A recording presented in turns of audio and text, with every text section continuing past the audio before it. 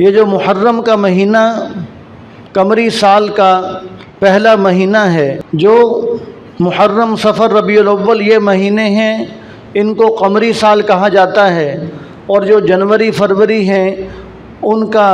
حساب کتاب سورج کے ساتھ ہے، شمسی سال کہا جاتا ہے۔ اور سورج بھی اللہ تعالیٰ نے پیدا کیا اور چاند کو بھی اللہ تعالیٰ نے پیدا کیا۔ سورج بھی اللہ تعالیٰ کی مخلوق ہے، چاند بھی اللہ تعالیٰ کی مخلوق ہے، اور اللہ تبارک و تعالیٰ نے ہماری عبادتوں کے ایام کو، دنوں کو چاند کے ساتھ جوڑا ہے، اور ہماری عبادتوں کے اوقات کو، وقتوں کو اللہ تعالیٰ نے سورج کے ساتھ جوڑا ہے۔ اب مثال کے طور پر ہماری ہر قسم کی عبادات کے جو دن ہیں وہ چاند کے ساتھ متعین ہوتے ہیں، اور عبادات کا جو وقت ہے وہ سورج کے ساتھ متعین ہوتا ہے۔ اب مثال کے طور پر یہ رمضان کا مہینہ ہے، یہ حج کا مہینہ ہے، اور یہ شب قدر ہے، یہ شب برات ہے، یہ شب عرفہ ہے۔ اب یہ تمام ان عبادات کے جو ایام ہیں یہ چاند کے ساتھ ہیں، تو جو عبادات کے اوقات ہیں وہ اللہ تعالیٰ نے سورج کے ساتھ جوڑے، کہ نماز کا وقت کس وقت شروع ہوگا اور کس وقت ختم ہوگا، اس کا تعلق سورج کے ساتھ ہے۔ روزے کا وقت کس وقت شروع ہوگا اور کس وقت افطاری ہوگی، اس کا تعلق بھی سورج کے ساتھ ہے۔ اب مینا کب جانا ہے، مزدلفہ کب جانا ہے، عرفات کب جانا ہے، ان کے دنوں کا تعلق تو چاند کے ساتھ ہے، کہ اتنی ذی الحجہ کو مینا جائیں گے، اتنی ذی الحجہ کو عرفہ جائیں گے، عرفات جائیں گے، مزدلفہ جائیں گے۔ اب کس وقت جانا ہے اس کا تعلق سورج کے ساتھ ہے۔ یعنی اللہ تعالیٰ نے ہماری عبادات کا جو دن ہیں، جو ایام ہیں، وہ چاند کے ساتھ جوڑے ہیں، اور جو عبادات کے جو وقت ہیں وہ اللہ تعالیٰ نے سورج کے ساتھ جوڑے ہیں۔ تو اس لیے سورج بھی اللہ تعالیٰ کی مخلوق ہے اور چاند بھی اللہ تعالیٰ کی مخلوق ہے، اور ہمارے عبادات کے دنوں کو اللہ تعالیٰ نے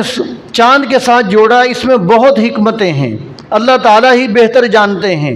اس میں سے ایک ادنا سی حکمت یہ بھی ہے کہ رمضان کا مہینہ جب اس کا حساب کتاب چاند کے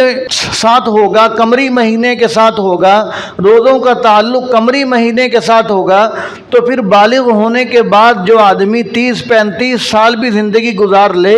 تو اس کو سال کے ہر موسم کے اندر اس کو روزے رکھنا نصیب ہو جائیں گے۔ وہ سردی میں بھی روزے رکھے گا، گرمی میں بھی روزے رکھے گا، درمیانے موسم کے اندر بھی روزے رکھے گا۔ اور اللہ تعالیٰ نے عبادات کے ایام کو چاند کے ساتھ جوڑا۔ اس کے اندر حکمت یہ بھی ہے کہ اب زکوٰۃ ہے، اب زکوٰۃ کا تعلق، جو زکوٰۃ سال کے بعد فرض عین ہوتی ہے مالداروں پر، اس کا تعلق، جو اس کا حساب لگایا جاتا ہے وہ جنوری، فروری، یہ شمسی مہینوں سے حساب نہیں لگایا جاتا، بلکہ محرم، صفر، یہ قمری مہینوں سے زکوٰۃ کا حساب لگایا جاتا ہے۔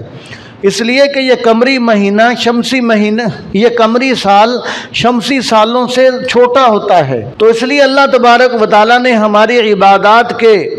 ایام کو، زکوٰۃ کو چاند کے ساتھ جوڑا، قمری سالوں کے ساتھ